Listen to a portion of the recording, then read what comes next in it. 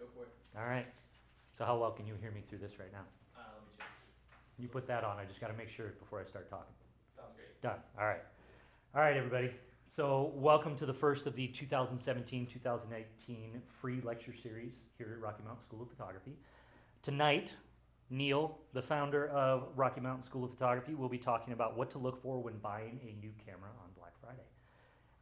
For those of you tuning in on YouTube, first of all, welcome, and two, we apologize for the switch last minute to YouTube instead of Facebook. If you guys have any questions during the lecture, feel free to type in the comments sections below.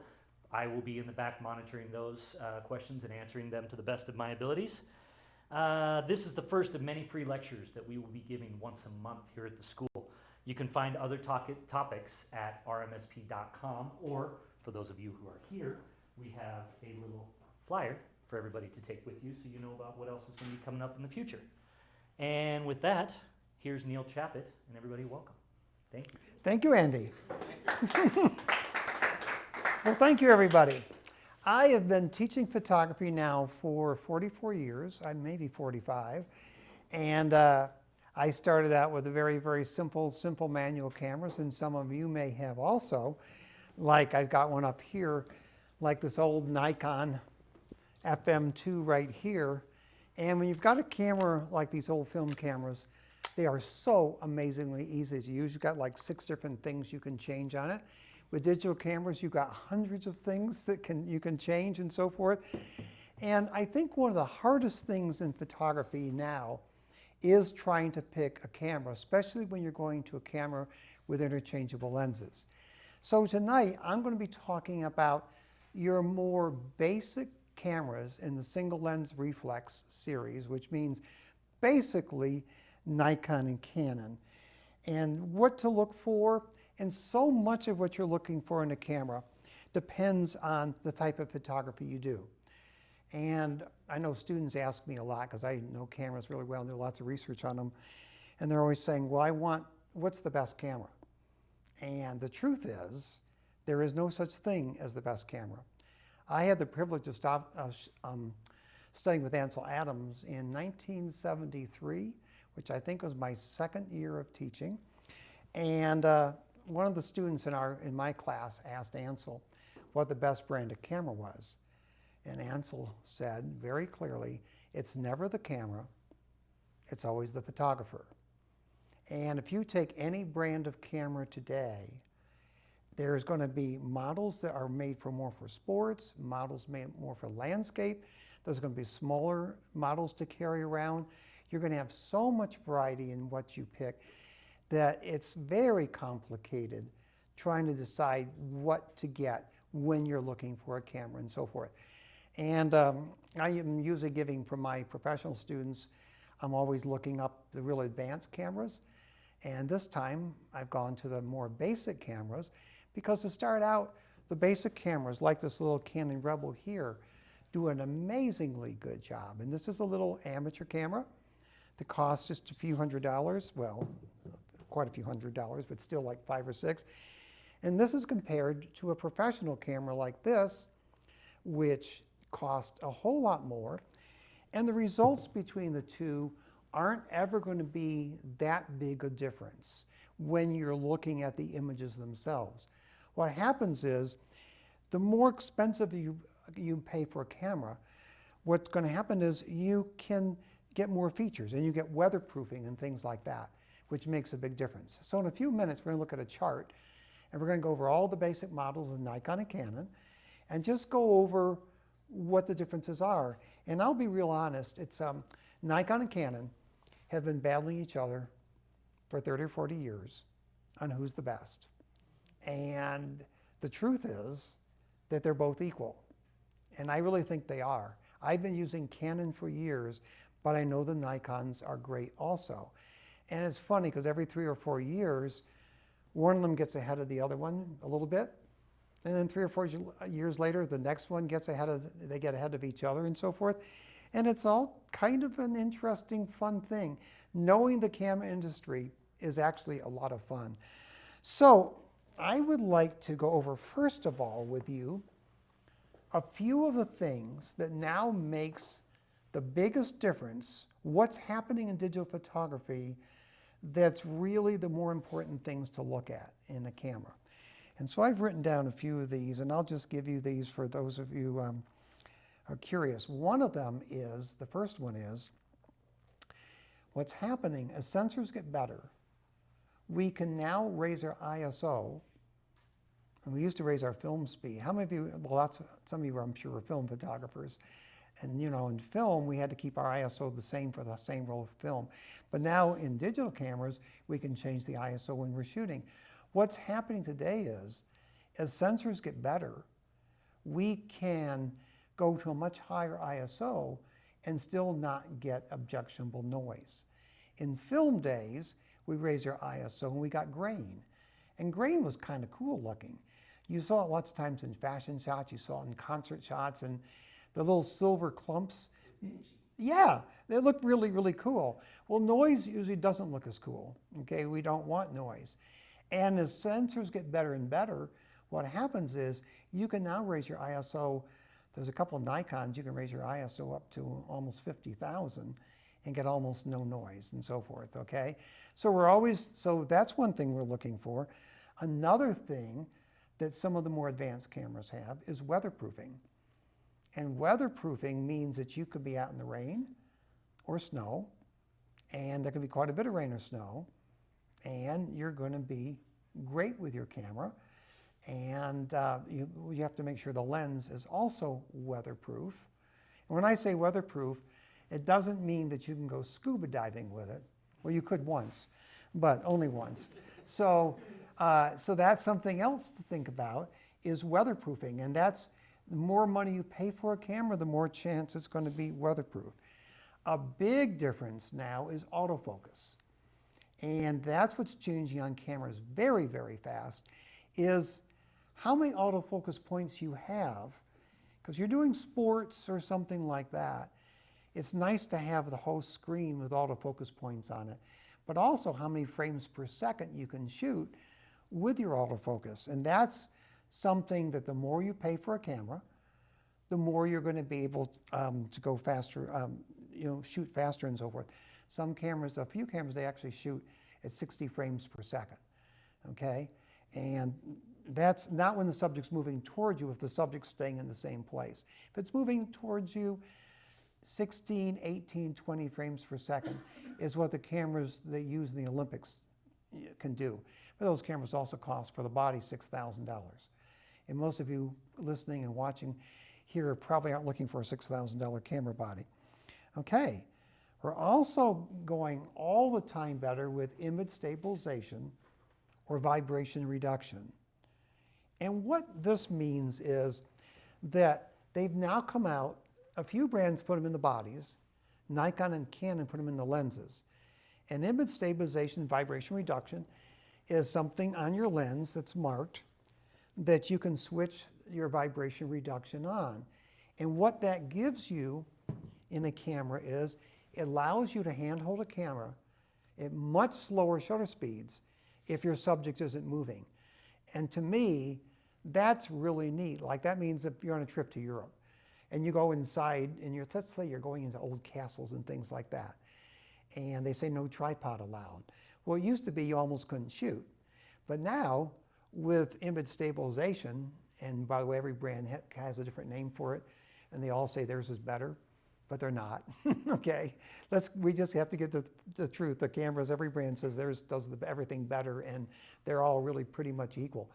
Sometimes now you can get 5 stops of image stabilization. So look at it this way.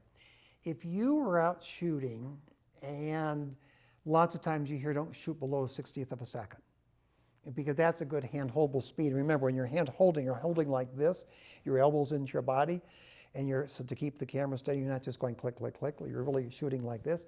If you have 5 stops image stabilization, instead of shooting at a 60th of a second, let's say you're shooting a 50 millimeter normal lens, okay? And that's the slowest shutter speed we say is a 60th.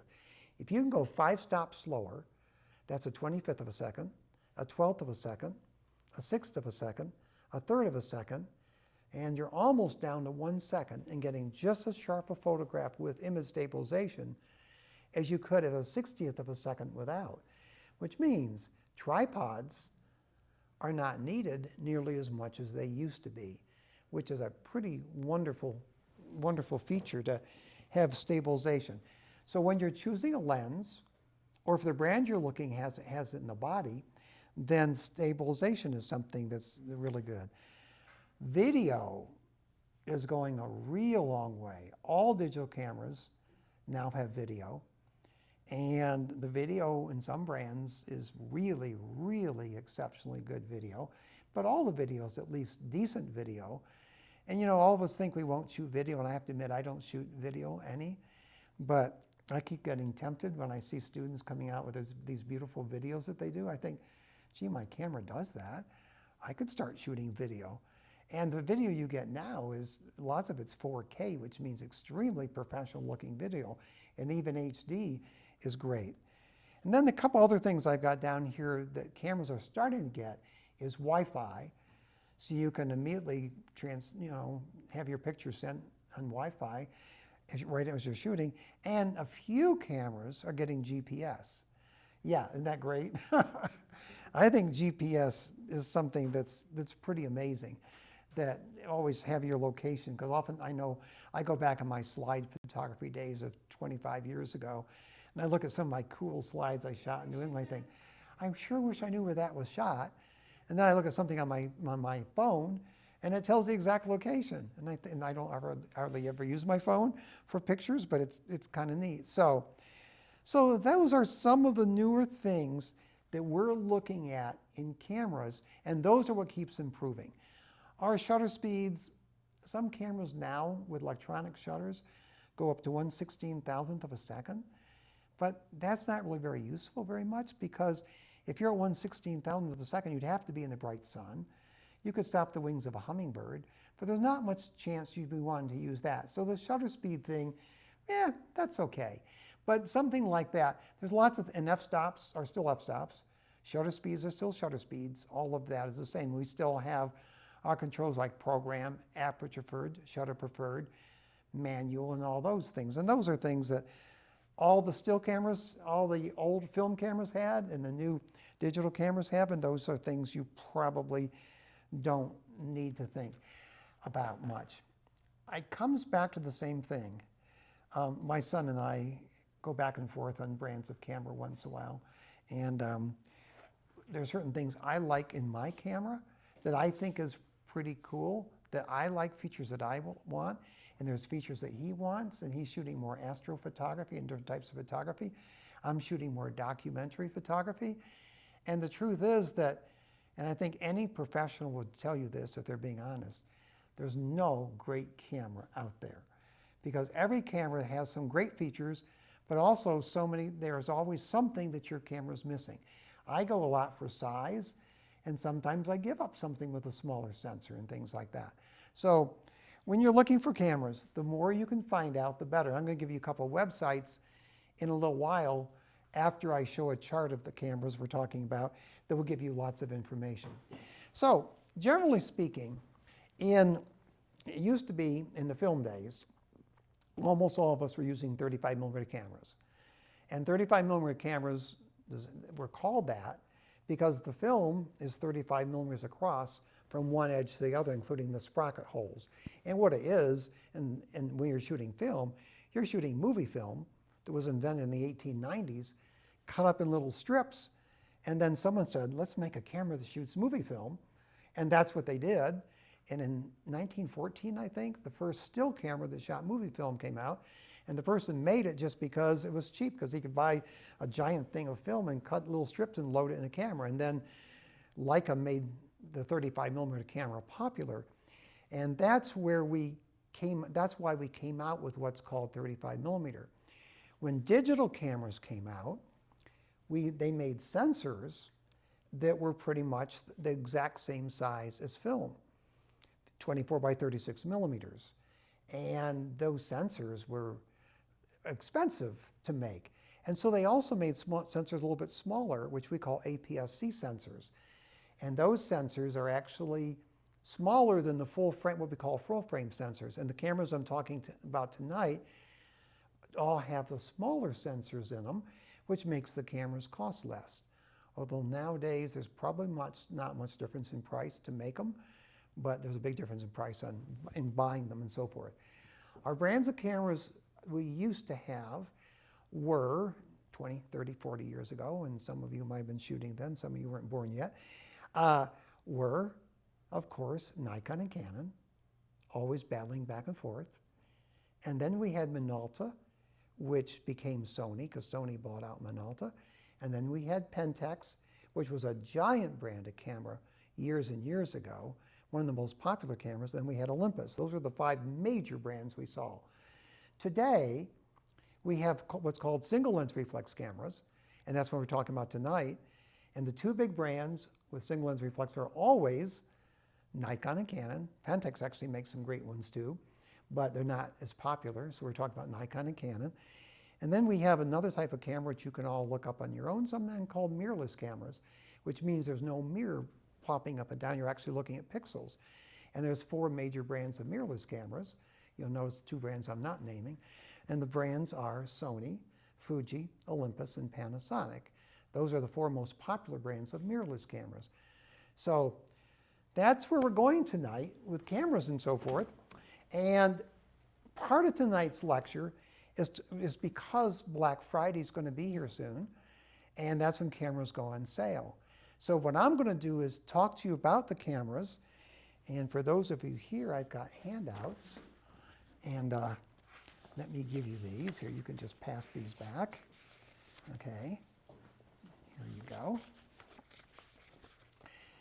And here's the same exact thing you're looking at up here. Okay, and so this is Nikon and Canon. And I've done a lot of reading on this. I know the cameras pretty well anyway. And I'm just going to give you lots of ideas here and compare some cameras. And you're all welcome to ask questions. So we're talking about amateur, which means even beginner, and advanced amateur Canon and Nikon single lens reflex cameras. And let's just go the columns. I want to mention them to you quickly. And by the way, not everyone's going to agree on this. If you ask lots of professionals, some are going to say, well, that is really important. I might say something isn't as important and so forth. But I'm going to give you, I put down the things that I think are probably the most important things you'd be looking at when you're looking to buy a more beginner type camera. Okay, here's the brands, Nikon and Canon, okay? And the model numbers of the camera right here, which I'll be going through in just a few minutes, but not quite yet. Let's go down the columns. And by the way, lots of times when you see these, like the Mark II, the 7D, that's the second version of that camera. The first one was called the 7D, this is 7D Mark II. The 80D started out as the D30, and then the D60, and then the 10D, 20D, 30D, 40D, 50D, 60D, 70D, and now the 80D. So this is the 10th version of this camera. And by the way, something I think is kind of cool, or kind of interesting. The 30D, no, the D30, they switched it. Canon gets all mixed up here. The first affordable digital camera made for amateur photographers was the Canon D30, which I just had to buy. And the cheapest Nikon and Canon camera right now would be 10 times better than that camera. And that camera had 3 million pixels, which means you could make a 4x6 inch print without hardly seeing the pixels. Okay? If you went this big, all you saw was pixels. Does that make sense? 30 million pixels is almost nothing. And the body of that camera, body alone only, was only $2,600 for a 3 million pixel camera. So when you look at the prices of cameras today and think of $2,600 for a camera that can make prints this size, but that was a giant breakthrough. Before that, Nikon had one that they made with Kodak, and it was like this, but then there was a part of it that came down to here, which was the digital processor, and it was $36,000. And newspapers were using it. It was 1 million pixels, I believe, and newspapers were using it because the quality of newspaper print was bad enough that you couldn't see the pixels. So when I say 10th generation of that camera, that's a lot of generations of that camera. And by the way, I'm starting out with more expensive and going down. The 77D is pretty new. It's the first generation of that camera. The Rebel 7 Ti, you start with the Rebel, and we had the Rebel 2 Ti, 3 Ti, 4 Ti, 5 Ti, 6 Ti, 7 Ti. The Rebel 6, you take off the eye, and all of a sudden we go to a more basic camera where you take the eye off in the Canon. And then this is a little tiny Canon. It's still a Rebel, but it's the smallest, I believe it's the smallest SLR made in digital right now, single lens reflex in digital. That doesn't count mirrorless cameras. Then we go down to Nikon. Nikon D500 is a brand new camera, fairly new, and it's an amazing camera. It's also a lot more expensive. Then we go with the D7500, and then this started out with the D7000, then it became the 7100, 7200, it keeps going up. The 5600 started out as a D5000. This started out as a D3000. So what happens is the companies they have their way of doing it. It's either called Mark II or Mark III, or they keep going up in the numbers, but they try to stay in the same numbers here. Sensor size, that could be an hour-long topic easily. Let's just put it this way. What I'm covering tonight is every Nikon and Canon crop sensor camera. Basically, a crop sensor means this. The sensor is smaller than a full-frame sensor. So the professional Nikons and professional Canons are full-frame cameras. These are crop sensor cameras, which means you have a crop factor of 1.6 and in Nikon 1.5. That means, just real quickly, if I put a 300 millimeter lens on one of these cameras that's made for a full frame camera, it's going to multiply by 1.5. That 300 looks like I'm looking through a 450 millimeter lens. Okay, it really is a 300, but it looks like I'm looking through a 450, 1.5 times the length of the lens, which means Nikon and Canon made it really nice for us. If you're a wildlife photographer or a sports photographer, your lens got 50 or 60% longer for free, which is really cool. Now, if you're a real estate photographer, all of a sudden your wide angle lens, instead of being this wide, becomes this wide, so you're going the opposite way. That's why lots of professionals have a full frame camera, and they also have a crop sensor camera. So the cameras talking about tonight are crop sensor cameras, but they also make lenses for crop sensor cameras, so you can still go wider if you want to. Millions of pixels, well, you can notice they're all pretty close today. There was a time when all Nikon and Canons were mainly 6 million pixels. And the images you got with 6 million pixels were pretty dang good images, okay? But then the pixel war came on. And most people who don't know cameras real well are more likely to go one with the highest number of pixels. Well, 24 million pixels and 20 million pixels, you wouldn't be able to see the difference with those two pictures side by side. Okay, that's not enough to see. So don't ever go by this unless if you're looking at an old camera that's got 6 million pixels, you would see a difference there. ISO range. Okay, most of you remember, any film photographers watching this, I remember when I was doing I used to do a lot of stage photography in Atlanta, and I shot a lot of ballet. And I used a film called Tri-X, which actually was the same film that Ansel Adams used for lots of his big photographs. But the difference was that my film was 35 millimeter Tri-X, and his was 4 by 5 inch Tri-X.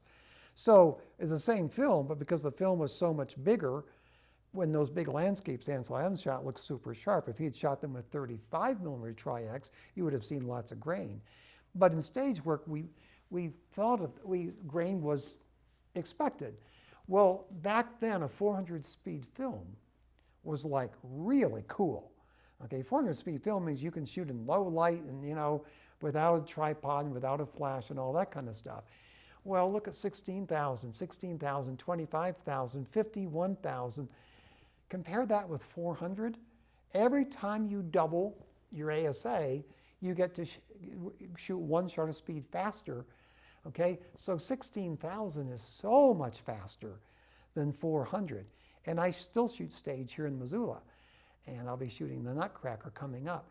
And I'm going to be shooting, actually probably a Canon 7D Mark IV, which is, I mean, 5D Mark IV, which is not on here. And I'll be shooting at 3200, okay? And at 3200, I'll get better results I got in the old film cameras when I was shooting at 400. And you better believe it. How much faster is that?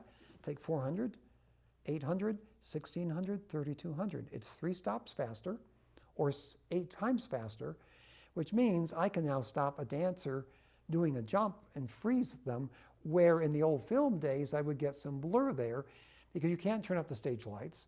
If you use your flash at a dance concert, you get kicked out. So I'm kind of stuck, so I might as well use a camera where I can use a higher ISO. But don't let that fool you. Anyone can put down, you could put down 1,000,000 ISO on here, but you'd have so much noise that you wouldn't even be able to see what you were shooting hardly. Is that making sense?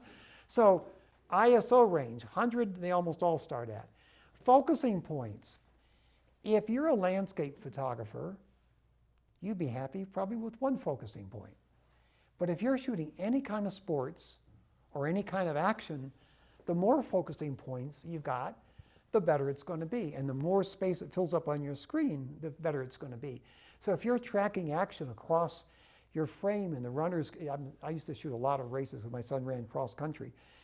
And having more focusing points meant that I have a better chance of getting more sharp images with more focusing points. So it's not a big deal. And when you get 153 though, is pretty good. I'm going to talk about why these cameras, this one and this one, have more.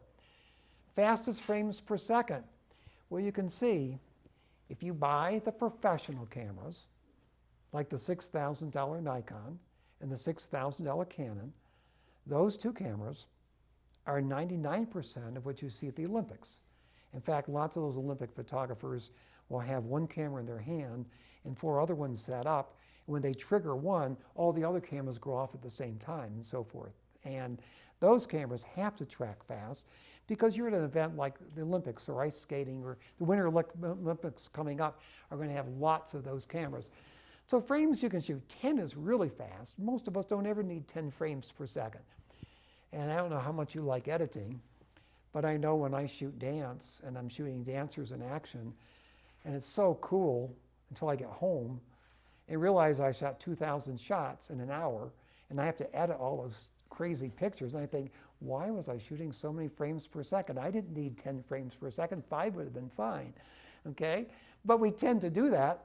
In film days, every 36 shots you shot in color was going to cost you $14, okay? But in digital, it's free. So frames per second. Video, you notice 2 of these have 4K. You notice they're also newer cameras, okay? If you're shooting video, 4K is going to give you more quality. Weatherproof. Okay, they want you to buy, the companies, they want you to buy the professional models or semi-professional models. Therefore, they're not going to put all the features in a basic camera. As you pay more, you get more features. Weatherproofing is great. So these 2 and these 2 are weatherproof. The other ones are not weatherproof. But remember, again, if you've got a weatherproof camera body, you got to have weatherproof lenses, okay? And almost all professional lenses today are weatherproof, and they're really well sealed too.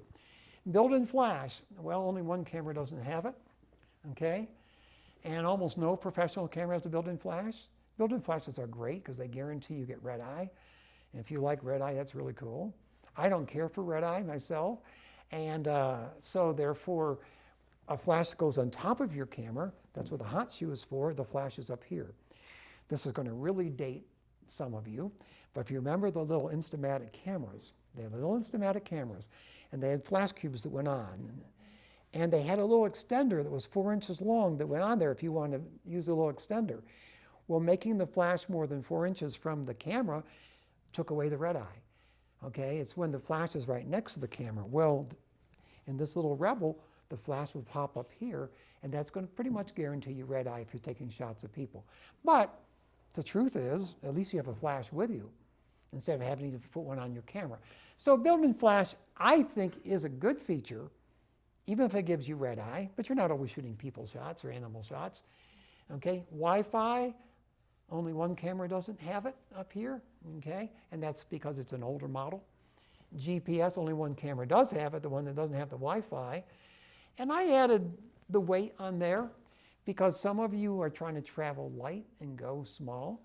And I think the weight makes a difference. And by the way, any of you that travel a lot, especially to third world countries and something like that, something like this isn't as scary as something like this, okay? The more amateur you look, and I try to look amateur when I'm doing shooting on places where I'm going traveling, and the more amateur you look, the more likely you are to get good pictures. So weight can make a difference. That's body only, okay? Year introduced is big.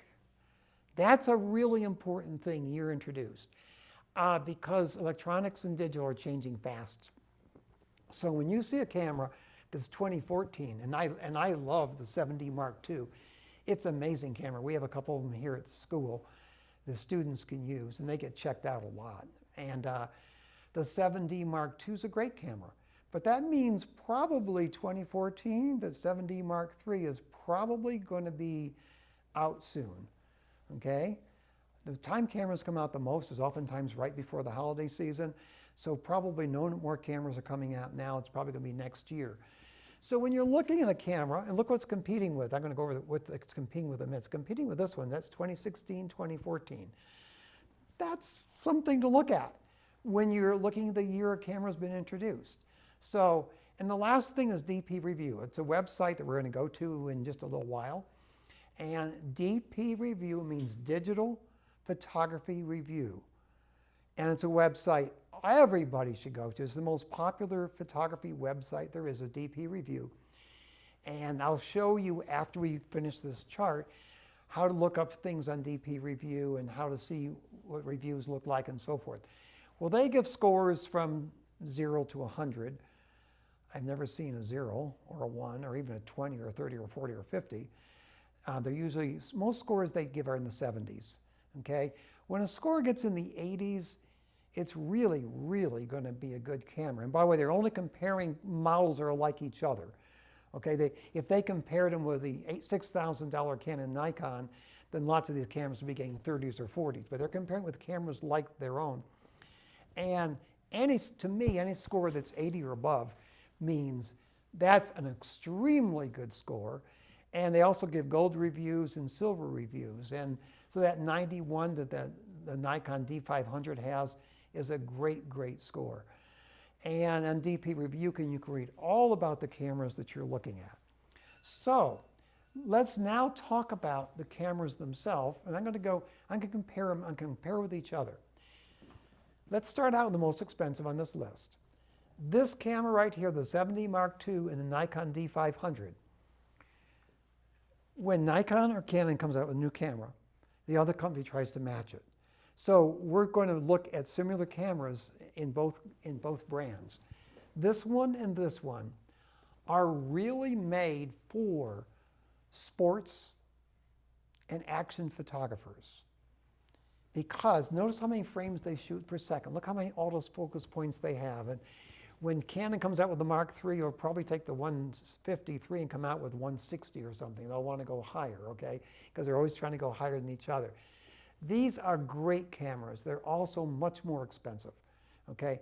I added them on here just because people that like sports, wildlife, and things like that, these two cameras, the 7D Mark II and the D500, are great for anything like that. And the other cool thing is if you're doing sports or wildlife is your lenses are acting 60% longer or 50% longer. So your lenses are going to be longer. And they're really made for that kind of photography. In fact, lots of people that buy these two cameras buy a vertical grip. A vertical grip is a grip that goes on the bottom of here so you can hold the camera like this and shooting it like this. The grip's not on here, but the grip goes right here. And that makes those cameras great for that. But we're looking at pretty high prices. Like, I'm going to give you prices in just a few minutes. Then we go to the 80D and the D7500. Again, these two cameras are pretty much the same, but in two different brands. So Canon has the 80D and Nikon has the D7500. These are what I would call, and Nikon and Canon might disagree with me, I would call these two semi-professional cameras. I would call this, the 80D and the 7500, I would call those very advanced amateur cameras.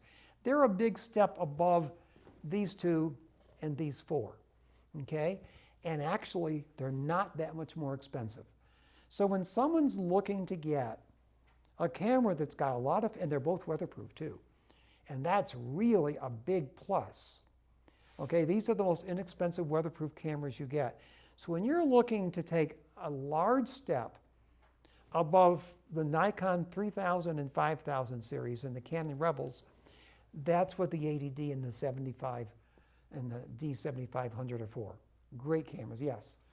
Well, so with those two, you see, I mean, I see the significant difference is the ISO range for those two. Mm-hmm. What then would you say would be kind of the major difference then, or hold up, or maybe limitation then of the top one, the 80D, in comparison to the D7500 as far as that? Like, what couldn't you maybe shoot in one? You really would not see much difference between those. So that's why I look at the DP review. One's got an 84 and one's got an 86. And the difference of 2 points in DP review. In DP review, I always think as being kind of like Consumer Reports, where they try to be very non-biased. And I think they really are pretty close to being I think they are non-biased in that. So scores that close, that means they're giving you a higher ISO here, okay? But that's still a very high ISO. And if you go into the highest ISO here and the highest one here, this would definitely be noisier, okay? And you can also expand the ISOs. Okay, on both of those cameras, you can expand the ISOs further. You have to go into the menu to do that. And they do that, so by mistake, you're not shooting at 100,000, because at 100,000 ISO, your quality is going to definitely be a lot lower. And so they make it where you can expand it, but that's only if you're driving home and it's after sunset and a UFO lands in a field, and the only way to get it, because you don't have a tripod with you, is to raise your ISO to 100,000. At least you got a picture. Well, now they think you photoshopped it, so it wouldn't do any good anyway. But in the old days, before Photoshop, that would make a big difference. So raising the ISO, don't ever judge it by that. What you do is you look at every single thing on there, and don't just go by the ISO. Because I don't think I would ever be shooting over 3,200 myself. That's my maximum with either of my cameras that I've got, okay? But that's a great question. Because ISO, and anybody has questions. It's just such a huge difference, you'd think there must be something that one can't do that the other can or something, but No. Well, but you could look here and say, well, this one's got 24 million pixels and that's only got 20 million pixels. I mean, but this does have 4K video and that one does have 4K video. And so you kind of, but you notice 2016, 2017. And so the Nikon is 1 year newer, and because sensors get better and technology gets better, there's going to be some differences, okay? Very good question. I think some brands, of the 6 brands made today, some of those brands tend to give higher ISO ranges, but I think usually those higher ISO ranges are probably not important because most people would never go there. But it's a great question. So these cameras are very good. The 7500 and the 80 are very good general purpose cameras. They're easier to use. Like on the more inexpensive cameras, when you start learning more, like on this camera, okay, I got one dial here that turns, okay, so does Nikon. On the more expensive ones, you have another dial back here that turns. One's your f-stop, one's your shutter speed, or one's your f-stop and one's your exposure compensation, something like that. Whereas on the, so they make it harder to use these more inexpensive cameras, I guess is basically what it is. So this is a big step. Now this one is this is new that Canon's added. They wanted, this one right here, the 77D, they wanted to put a camera that's kind of between the Rebel and this one. So they put in this one. And it's actually, look at the number of focus points, it's not weatherproof, but it's a lot more inexpensive than the 80D. And it's a new camera, and it's got to prove itself. It's been out less than a year and so forth. So Nikon doesn't have equivalent to that. That doesn't mean Nikon's not as good. In fact, Nikon's got so many good things. So that's kind of a little bonus camera between the level of here and here, but closer to here than is to here probably. Now we come out with the cameras that are the sale cameras, okay? With Black Friday sales and things, there's going to be lots of cameras. And it's going to be mainly these categories down, these two and these three. Okay, I'll give it, this is a separate one too. The Rebel T7i in Canon and the Nikon D5600 are again exact competitors. They're the same price range, they come with pretty much the same lenses, and this is where you do your research to see if you're looking for the Nikon or Canon. And I am not tonight going to tell you what brand you should get, because your job is to look up the brands and go to DP Review, and I'm going to give you another site to go to too, to look up lots and lots of great reviews. But those two right here are also very, very equal in almost everything. And let's see, how do they rate? One got an 80 and the other one got a 79. So they're Canon's ahead by 1 point. Okay, well that means the Nikon's going to have a few things that does better than the Canon's going to have a few things better than it does with a Nikon. Then we get down, and these are what I would call amateur cameras, the D56 series and the Rebel T series, okay, TI. Those are cameras that do a whole lot for a very good price. And oftentimes you can get those cameras with two lenses, which we'll talk about in a few minutes. And with those two lenses, you get a really good camera system for starting out in photography. If you ever decide to do anything professional, you want to go to something higher. Then we go on the Rebel T6 and the Nikon 3400. Again, these are going to be within $50 of each other, even with two lenses, the T6 and the 3400. These are your very, very, very basic cameras. They still take good pictures, but they are definitely a step below the two above it. Okay, these are your very, very beginning cameras. In the Rebel series, when you take off the I, because there used to be a 6 Ti too, they discontinued for this 7 Ti. The I added a lot to it. And so these are equal. And then these are equal, pretty much, okay? And you can see the Rebel 6T has got a score of 73, and this one's got a score of 76 on DP Review. So they're pretty much the same. And then Canon also added this one because they wanted a little tiny camera because they're trying to compete with mirrorless cameras, is my guess. And so this one is, I think, the smallest, but it's about the same size as this, the smallest single lens reflex camera made. And it's pretty much the same as, it's kind of pretty much the same as these. So those are basically, in your crop sensor cameras, you got 4 levels of Nikon and you've got 4 levels of Canon, but you've got one just kind of in the middle here, and this one actually would be up here between these two. I put it last because it's not the T series. So those are the cameras. So Sarah, can you bring up the next sheet? The next list, the price one. I have one more question. Yes. I'm sorry. Oh no, questions are great. The difference between HD and 4K, could you just speak to that briefly? Because notice that only 2 had the 4K, and you said that was a little higher quality, but how so? Is that significant? It's enough that if you were doing video and so. I'm interested in using it for video quite a bit. If you're using it for video quite a bit, 4K really is a big step in video quality. And if you have an HD big TV and you have a 4K TV and you look at something on the two, you would definitely see a difference between 4K. Mm-hmm. So if you're going for video, then you would definitely want to read around on some of the websites, especially DP Review, because they'll rate the video and the cameras also. Cool. Okay? Yeah, that's a very good question. No, the questions are great. Okay, so now we had a couple people here at school, and me and a couple of our employees going online and looking at all the Black Friday specials and so forth. And I went on this weekend and spent about 2 hours looking at all the prices. And finally, at the last minute, I looked up and saw, oh, all the sales I was looking at, and Sunday at midnight, and I was on Sunday. And now lots of the ones that I was looking upstairs just before I came down here, and lots of the ones on today and tomorrow at midnight. So the sales are going to be, you're going to have to check the sales, okay? I put down B&H. These are all B&H retail prices. And by the way, shopping for cameras, let me just talk about that for a minute.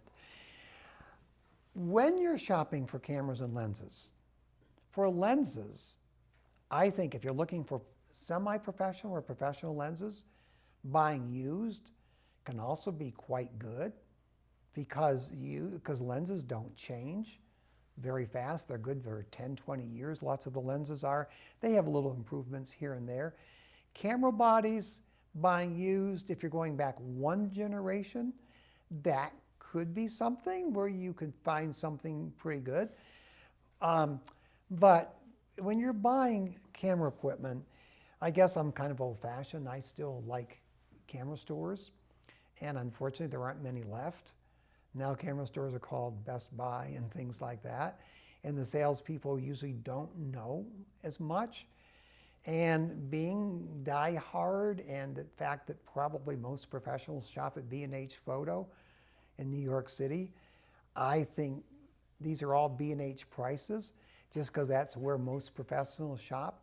And if you find prices cheaper than them, they probably really are not legit in most cases. There's lots of times when there's places that give you very not great deals. They look great, and then when you try to get them, you find out the shipping is $75, or they got ways of doing it. And so finding a place that's extremely honest, and like I said, I shop at B&H Photo, so these are all B&H prices. That doesn't mean you need to go to a place like that, but that's what I'm looking for. And these are all retail. This is their, it's not retail, they discount a lot, but this is their prices. And these are going to be the prices you find in any legit camera store. And if you have a local camera store that you like, then certainly go ahead and shop there. But these are B&H prices. So I'm going to talk a little bit about lenses. And again, we're doing the same type of thing. And I looked 2 hours ago, and I started writing them down. And then I saw that most of the price I was writing down ended tomorrow at midnight, right before Thanksgiving, which means there's probably Black Friday prices coming up. And so it's like they just keep changing and changing. And here's where I wrote some of them down, but I'm going to just talk about these a little bit anyway and see where we are. Okay, body only. If you're a professional photographer buying a professional camera, you're oftentimes likely to get body only, because the body only prices are very legit, and that way you get any lens you want to get. But for people starting out buying like a Nikon 5600 or a Canon 7 Ti, getting lenses with it's kind of nice. So I'm going to go down the list again and just say a few things. Body only, of course, would be if you've already got Canon lenses and you want to get the body. And you notice the price, and that's going to be a lot more, okay? With an 18 to 135. Now here's where lenses come in. Lots of people would rather carry two lenses. One we call a normal zoom, and one we call a long zoom. And if you get a 300 millimeter lens, a long zoom, and then you've got a 1.5 crop factor, you've got a 450 millimeter lens for a couple $100. The problem is, on an amateur long lens, your lowest quality comes on the long end at 300 millimeters, which is equal to 450, and your lenses aren't going to be quite as sharp unless you get a lens like this, which is not a $200 lens. I think it's $2,500 or something like that. Okay, you see lots of sporting events. It's kind of fun to watch the sporting events because you see the black lenses, they're almost always, the long lenses are Nikon and the white ones are Canon. That way you can tell the brands apart and so forth. And I know Canon loves to get ads where there's 50 photographers shooting and 46 of them have white lenses or something like that. I'm sure Nikon would do the same thing, but they're all black lenses, because lots of us know that. So this is a lens that covers quite a wide range. And it's actually, I looked up the quality of these lenses, the 18 to 135, which is going to act like a longer lens, it's going to be 60% longer than it says. That lens is a really, really high quality, pretty high quality for being small and lightweight. It's not fast. That means you can't shoot in low light as much. But being not fast makes the lens smaller. Okay, in the 80D, we've got some choices here. Okay, so body only, we're paying $1,200. When we put on an 18 to 55, that's what we call a normal zoom. And let's see, when I looked this up a little while ago, that one wasn't, so I'll tell you which one was on. Oh, actually in the 7D Mark II. On the 7D Mark II, with this lens, when I looked it up a little while ago, it was on sale for $500. So instead of being 20, it was like $2,000, it was like $1,950. $500, you almost, I mean, that's 25% off, or 20% off with the camera and lens. You almost never see prices like that except around the holiday season. With the 80D, when I looked upstairs a couple hours ago, with the 18 to 135 lens, with this one right here, the price was $1,349. $1,349 instead of $1,840. Now that, with a camera that good, with a lens that good, to have $450 off, no, $500 off the lens price is pretty amazing. And you won't find that in February and March and April and May. You'll find it before the holiday season. Like I said, these could be gone tonight, okay? And on Black Friday, they might even be better. So here comes the big question. So you're buying a camera and you want to get a good lens with it. Well, here's the way to go inexpensive. You get an 18 to 55, which is this lens right here, which is like a $99 lens, okay? It doesn't do anything great, but it's actually pretty decent sharp. It's not professional. It's not like this one. This is kind of the equivalent of that one, except this one is around $2,000, and this one's $100 or so, okay? This has the red stripe around it in Canon, which means you're cool, okay? So when you see people with red stripe, you know, Canon photographers love those red stripes. It makes you look like you must be professional or something like that. I'm not sure it's really cool, but it makes you look cool, okay? The L stands for luxury, they say. So that probably is not what most of you would want, just that one, because 18 to 55 isn't that much a range.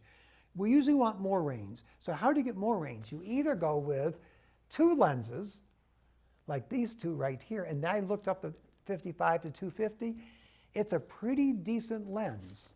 It's pretty darn, it's actually very sharp for being a bargain price lens, and they both have image stabilization. All these lenses have image stabilization built in, which means you can shoot at much slower shutter speeds. Or instead of having those two lenses, would you rather just carry one lens with you that starts at 18 millimeter, goes up to 135, so you don't go as far. And you notice this one lens costs more than those two together, okay, retail anyway, because you're getting a little higher quality lens. Then we go down to the 7070, and again, we've got our prices, and we got pretty much the same lenses. Then we go down to the Rebel 7 Ti, and this is the price category where you're oftentimes going to find really, really great prices, because what Canon and Nikon want you to do is get you into photography. Once you get into their brand, then they hope you take lots of classes. Oh, we like that too, actually. And then all of a sudden and then when you learn more, then you're going to learn what more expensive lenses do, and you're going to step up to a more expensive body or more expensive lens. So there are going to be lots of sales on this almost everywhere in this category here. The Rebel 6T is where you're going to find your best prices. My opinion is probably stepping up to this, if you can, would be good. I'd rather have the last model of this, the T6i, than have this, or even the T5i, then, and you can still find the older models, because every time they go up a model, you don't change much in the camera. They put a few new features in, and sometimes the video gets better, which you were asking, and so forth. Okay, so, and Sarah, is there one more on there? I think, yeah. And then there's the Rebel SL2, the smaller camera, and again, so you can see you've got lots of choices here. Okay, let's go to Nikon. When we go to Nikon over here, here's our 4 models. And again, sale prices. Okay, this one right now, I mean, that's an expensive camera. That's actually pretty much a professional camera. When you go down to here, again, why this lens doesn't have as much a range as this lens does. Notice this one is more expensive, quite a bit more expensive than this lens.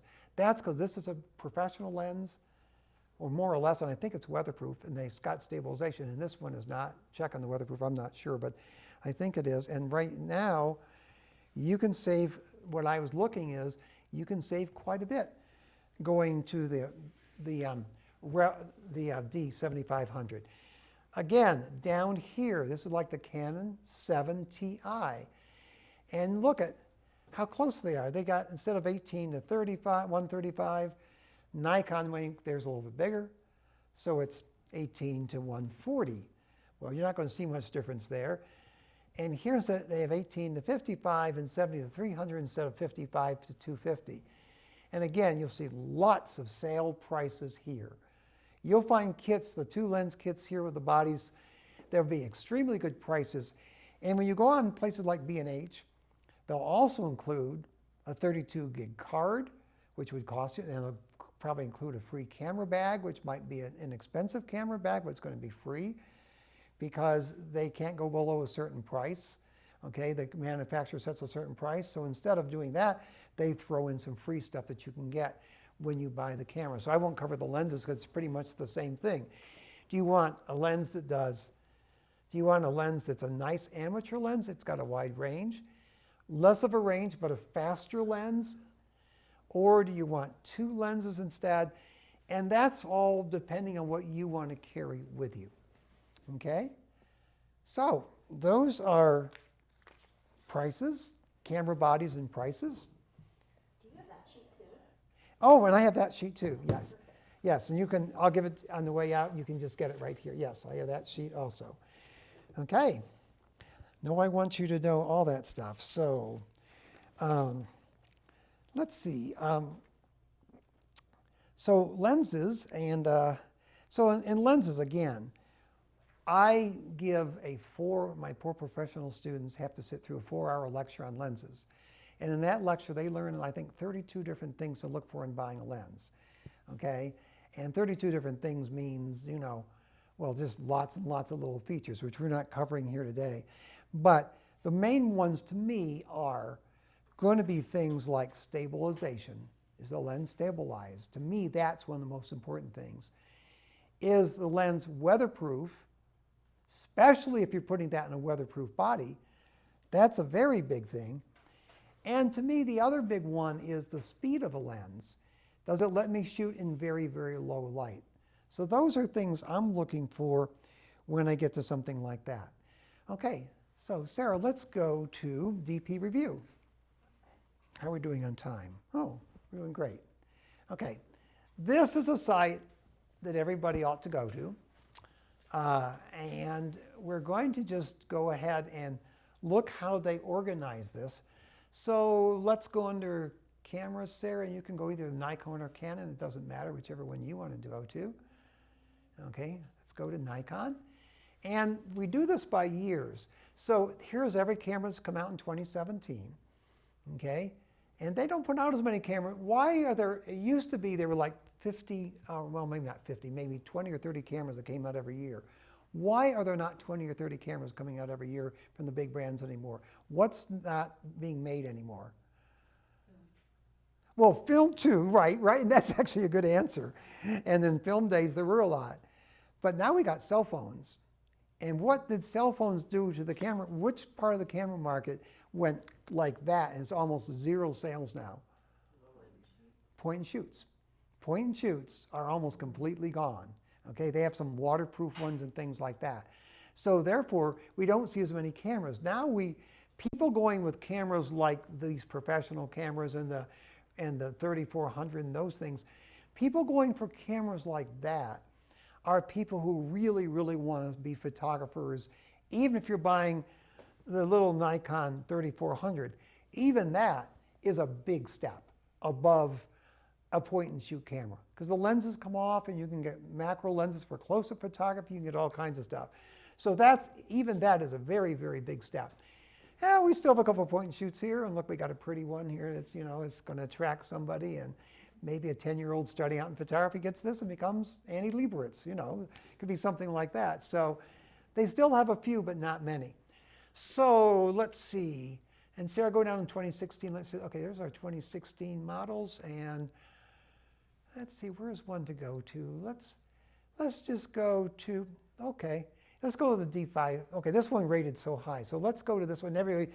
Before she clicks on it, when you see a camera here, any one that's a single lens reflex is going to have a read review.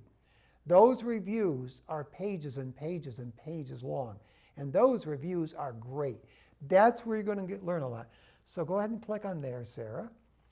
My daughter-in-law, Sarah, who helps direct the school, one of the directors of the school, is running the computer and helping me out and all this stuff. So this shows the Nikon D500. And this is one that got a score of 91. And almost no camera ever gets in the 90s. So this is a pretty cool camera. So go under introduction. Now this is not a book. Okay, if you're reading a novel, you don't get the conclusion last, okay? This is reading about cameras. So if you're just trying to get an idea on a camera, we go to conclusion, and it always gives you the pros and the cons, and there's always a lot of cons, okay? So like a con, 4K video taken from a small crop of sensor, limiting lens choice.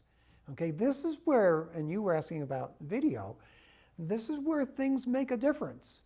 That's why just going out and buying a camera because someone told you that a camera was good, they probably didn't know lots of this stuff. So things like the default, the cons here are good. Excellent image quality, and that means really good. 10 frames per second, I mean, there's lots of good, and 4K video quality is generally strong, but, and then you read this part here, and you see. So scroll down, Sarah, and let's see what else we have on here. Okay, and here it tells you body and handling, and it gives you lots of things. Keep going, Sarah. Okay, and we're going to get down to something, and we're almost, there's our video one. The final word, go back up just a little bit. The final word, where is it? Right here. That's always important to read. Kind of gives you, because here it's comparing it with the 7200. Here it's comparing it with, in the D500, saying what it does and so forth. And so this is important. Okay, go ahead down where the green lines are. Here we go. Okay, this is cool. Well, it's sometimes not cool. Depends what camera you're looking at. And obviously this is poor and this is excellent. We don't want line. So look, in performance, it's pretty high. I always look here in quality. Most of you are probably shooting JPEG, but if any of you ever start editing your work, all of our professional students in both of our professional programs, from day one, they start shooting RAW, because RAW is like the undeveloped negative. With RAW, you can make giant mistakes like shooting under the wrong type of lighting, and you can fix it just like that. JPEG, any of you that are shooting JPEG, and probably lots of you are, read about RAW sometime, and if you're using Adobe Lightroom or something like that, then all of a sudden, RAW, I shoot everything on RAW and only on RAW, and so do all professional photographers, just shoot RAW. But JPEG is nice because JPEG inside the camera fixes lots of things that you have to fix with a computer. The problem is once they fix it and it's done, you can't do as much with it. With RAW, you can do anything. So there's your video performance, which is decent, but it's not made for video. It's made more for speed and so forth. And then we come, oh, by the way, you can also, don't do it, you don't need to do it here, but if you click on compare mode, then you could compare it with the Canon 7D Mark II. and you'll see where each green line goes with each camera and so forth. And that comparison is always fun because you can, it's only can compare with like cameras. Okay, now go ahead and down to where we see it's going to get a gold with that high. So it got the gold award. DP Review doesn't give that many gold awards. A score of 91 is a giant high score. That's a good score. And I like this. Anyone looking to shoot sports or critical moment photography, okay, durable camera with excellent economics. When you go here, landscape photographers needing more resolution, maybe it's not going to be quite as good. So it depends on what kind of photography you're doing. And that's the problem. Any camera you look at is going to have some great high points and some not as high points. So that's DP Review. DP Review is a great site because every day they have 5 or 10 things in the news that they announce new cameras ahead of time and things like that. And by the way, if any of you were ever looking, this isn't always accurate, but I'm not going to show you this site. But no matter what brand of camera you're looking at, if it's Nikon, go under Nikon rumors. If it's Canon, go under Canon rumors. If it's Fuji, go under Fuji rumors. Okay, I go under Olympus rumors because I have a mirrorless camera called Olympus. And the rumor sites are always great because there's little leaks coming out, okay, all the time where someone finds out something, and 2 months before a camera comes out, they're letting you know what they think the features are going to be, and they always have a grade. If it's like on my site, a 5 means it's 95 to 100% true. A grade of 1 means that some friend told a friend that told another friend that told someone else that maybe this is coming out. But the rumor sites are kind of fun to look at because you see all these kind of fun things coming out. So I'm not showing you that site. Okay, now we're going to go to B&H Photo. And we're not going to B&H Photo because I want you to shop at B&H. We're going to B&H Photo for another reason. So Sarah's already brought it up. And we decided to go on the 7D Mark II here. So here's why we're going to the B&H site. I know once in a while I do shop on Amazon, not very often. And oftentimes something has 3 reviews. I think, I wonder who wrote those reviews. The person's mom and their brother and there's something else. Well, I love reviews. B&H Photo is the best site to look at reviews. And the reason is because this is where professionals shop. Now, professionals, and this is a professional camera. And so most reviews are going to be very reliable. And this one has 399 reviews. When you get a lot of reviews like that, you know that you're going to be able to probably trust a lot of what you're seeing on there. I looked up a lens for the student the other day, and it had 6,000 something reviews on the lens. When it's got 6,000 reviews, you can read a lot. The problem with Amazon is that's more likely to be amateurs shopping there. In B&H, whether you shop at B&H or not, and I do like shopping at B&H, whether you shop there or not, I think going to B&H to see their reviews is the best place for photography reviews. So Sarah, let's go to the reviews. We'll see how many 5-star and, okay, 5-star reviews. We got 316, 4 stars, and 11 give it 1 star. Well, I sometimes read the 1-star reviews. I think it's fun to read the 1 and 2-star reviews. And oftentimes it's someone like reviewing this lens, for example. This is a professional 70 to 200 millimeter Canon lens. Nikon makes the same thing. They both have 2.8, which is fast. They're both weatherproof and so forth. And someone will put in there, well, they don't like it because it's heavy.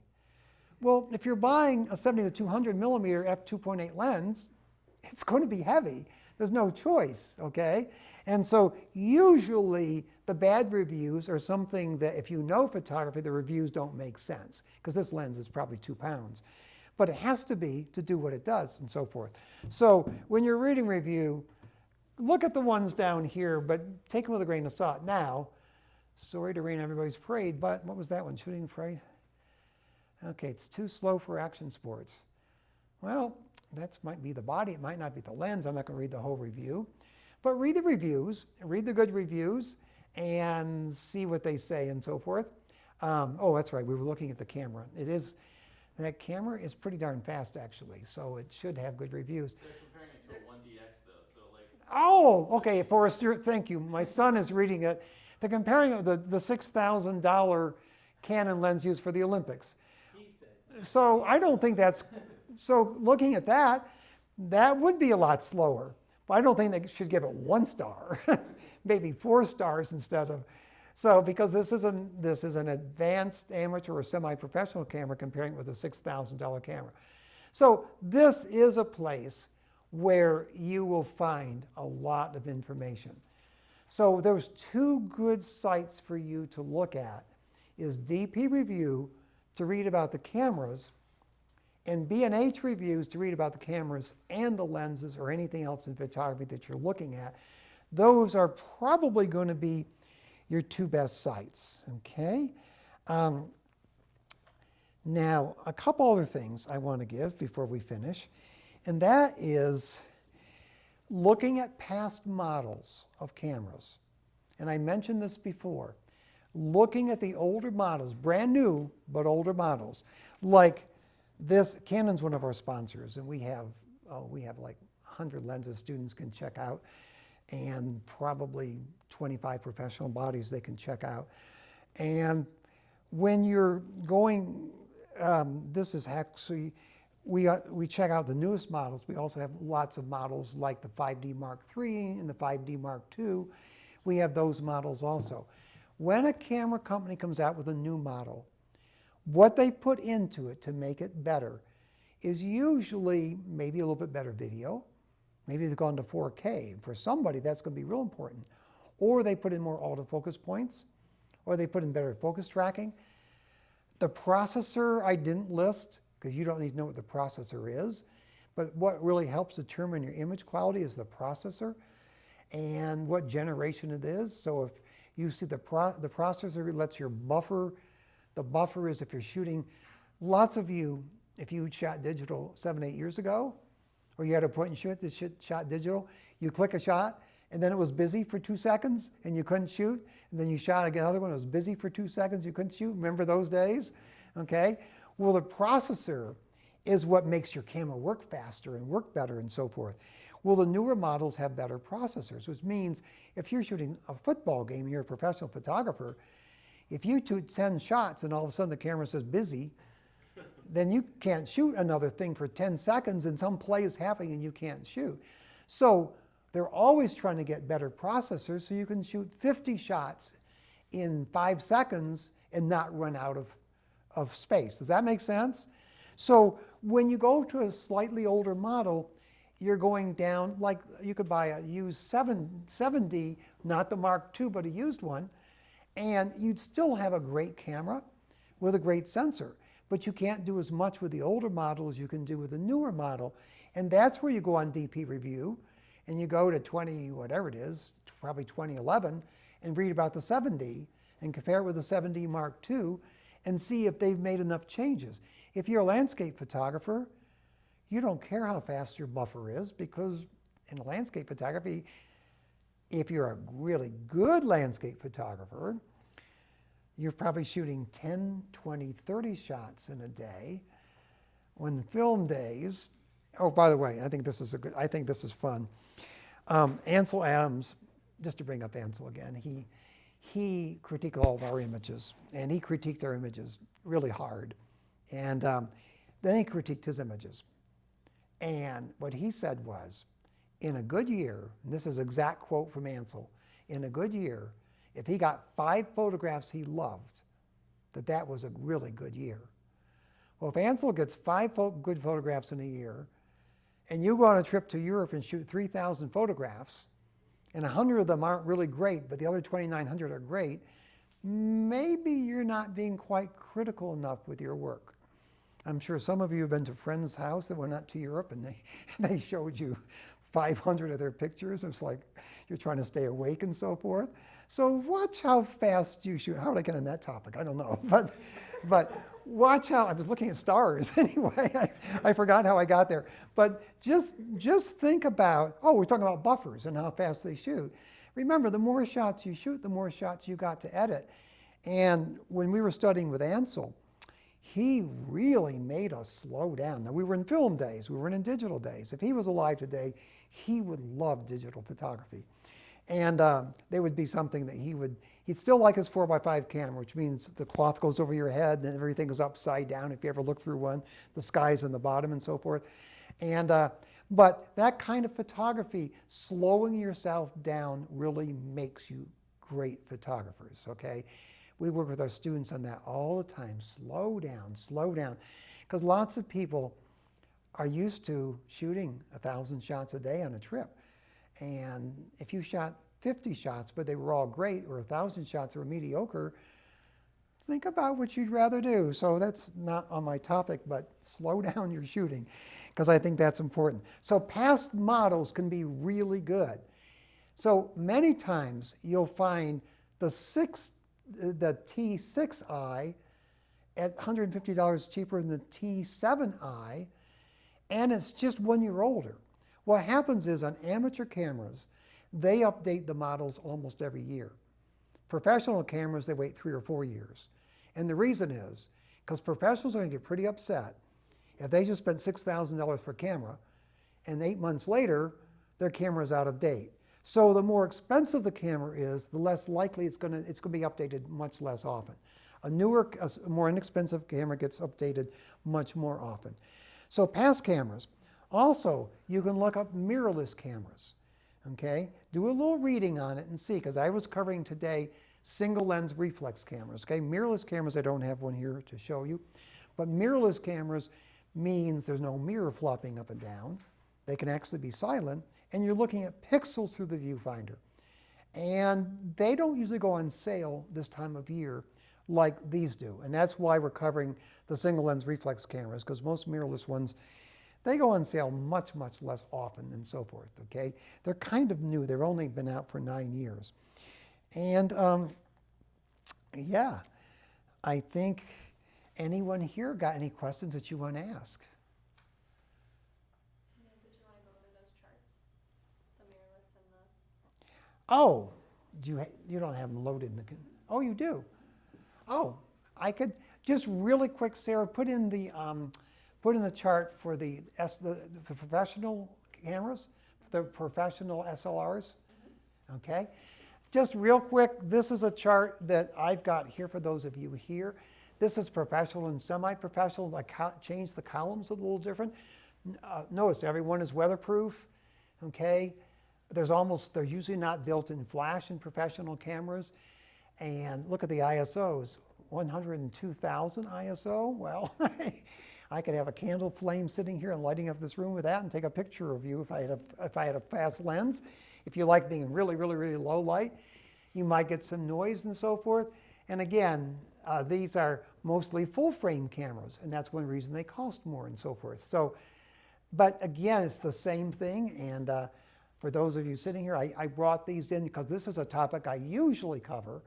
And I make up this chart for our students that want to become professional photographers, that come here to become and train professional, because we'd like them to have cameras. I put in even this one and this one, but we'd like them to have these cameras here, because if you're going to be a professional photographer and you walk into a wedding with a little camera like this, and you know the person's uncle and niece and so forth have a bigger camera than this, because in most weddings you judge how good the photographer is by the size of their camera. And I hate to say it, but people really do. So if you get a camera like this, if you're a wedding photographer, you put a vertical grip on the bottom so it looks big, and then you look cool and professional, okay? And but this is professional and semi-professional cameras. And here's the $6,500 Nikon, the $6,000 Canon. When the Winter Olympics start in February, you're going to see almost only this camera and this camera used for almost everything. You'll actually probably see some of this one and this one, the ones I talked about before, because they are made for sports photography and they're fast, okay? But you can see you could get a full frame camera, which I'm not going to say a lot what that is tonight, for $2,000. And again, they make the same cameras, okay? They're in the same category.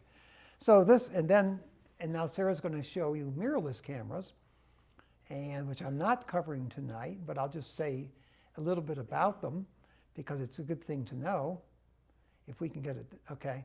On mirrorless cameras, I don't have Nikon and Canon down because Canon makes little mirrorless cameras, but they don't have many lenses for it yet because I think they want you to stick with SLRs. and Nikon's has one with a small sensor. I have the feeling they're going to start having to come out with them. But these are the 4 major brands that you're going to normally see, especially the top 3 of mirrorless cameras. And they're going to be, I'm not going to go over them except to say all 4 brands, again, when it comes to cameras, they all have their advantage, okay? And like I said, my son Forrest, who runs the school, and I, we have 2 different ones. We both like ours better for one reason, and he'll tell a student to get the ones he wants, and I'll tell a student to get the one I've got. And then they can decide who they want to listen to and so forth. But these are mirrorless, and Sony cameras are always, Sony's great. Sony bought out Minolta, like I said before. And Sony's great. They're always coming out. And Sony's got such a big name that they're moving up fast. They're scaring Nikon and Canon. Fuji has always been a great, great camera company. They made great film cameras, and the best nature, quote, film ever made for color nature photographers when they were shooting film was Fuji Velvia. And poor Kodak, they tried for years and years to make a film that nature photographers would buy, and Fuji Velvia always sold. And I would bet, without exaggerating, 99% of nature photographers back in the day, 10, 15 years ago, were shooting Fuji Velvia. They make great cameras. Olympus is a great brand, and there's our, see the 2x crop factor here? 2x crop factor means their cameras are smaller and more compact. So they're lighter, and their lenses are a lot smaller. But because the sensor is smaller with a 2x crop factor, you're giving up maybe 5 to 10% of your quality to get a smaller camera. And that's where you decide where you want to go. And again, pixels and things, speeds, frames per second, okay? And those 20 frames per second, that's the fastest of any camera. As for moving subjects, most of them have 4K video, and most of them are newer models. None of them have GPS, and only one has a built-in flash, because professional cameras don't usually have a built-in flash. And I don't have a chart of the amateur mirrorless cameras. So you can do your homework and look up cameras. People, if there's time and so forth, people can email me at neilc, Neilc, at rmsp.com, and I will try to answer questions. It's my first name, Neil, last initial C, at rmsp.com. I think I've given you a lot of information that can help you. And also, looking for a camera is hard. But also, if you're trying to know where to go with your photography, if you're thinking, maybe I want to be professional or something like that, if you email me something like that, I will also talk to you about, and I'm obviously biased because I run a photography school, but we're good. And I've been happy to answer questions like that also and give you some ideas on stuff like that. So I thank everybody tonight, and hopefully you picked up some useful information that you can walk away with and pick a good camera. Look on the websites for the stores you like, especially. By the way, when B&H puts a camera on sale, it's going to be the same place. It's not B&H isn't losing money on it. Canon or Nikon are charging them a lot less. So the price that they go down on is going to be the same that, you know, Best Buy or something like that's going to be also. And so when they go on sale one place, they go on sale every place, and they probably go off sale the same day also. The nice thing about places like B&H is that they often throw in a card and a case and things like that, which, because they want, and it's all free shipping, just like Amazon, it's free shipping. So dealing with a store is probably, in my opinion, a big advantage. And a store like that, and they're going to answer questions on the phone for you. I know I've walked in some stores that aren't camera stores that sell cameras, and isn't nice, but I've walked in a couple times acting like I don't know anything. Just because and I never said I did know something, okay? And I just kind of want to see what they say and so forth, just to kind of see how good they are. It's like, okay, that's good to know. I know I shouldn't do that, it's naughty, but I shouldn't end my talk with that, but anyway. So, thank you everybody.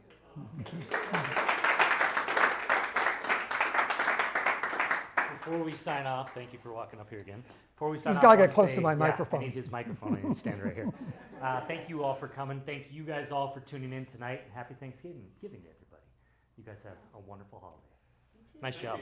Nice Thank job. you, thank